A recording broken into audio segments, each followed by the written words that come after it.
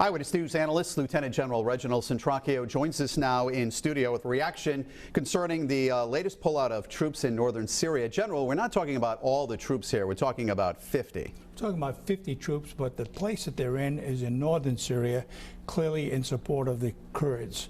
And that is a concern. The Kurds are there supporting our fight against ISIS, as well as to ensure that there's a safety area within that region.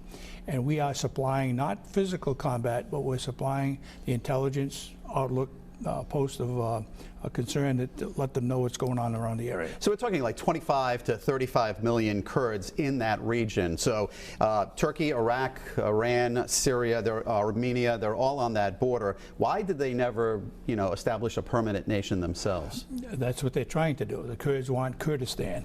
The concern there is that Turkey feels as though it would take away some of their footprint, as well as Syria, as well as some of the other nations in that particular area. I'm not sure that that will ever happen without some kind of a United Nations involvement, but clearly it's not going to happen with a physical confrontation between Turkey and the Kurds. Well, thousands of Kurdish fighters have been killed in that area. I don't think a lot of people know who are the Kurds at this point. Basically, they're a tribe that has a set of culture, rules, and what they believe in, and they want their own nation. They don't want to be part of another nation. They don't want to be a tribe within a nation or a nation within a nation. And I think what that will eventually do is either it will or will not happen, but it's got to happen with the United Nations. We have a reasonable relationship with Turkey. Obviously, we supported the Kurds. Do they see the Kurds as terrorist militias? Yes. The Turkish government looks at the Kurds as terrorists. They look at them as trying to topple at least part of the Turkish government. At the same time, they don't look at them as being anything but a threat to Turkey.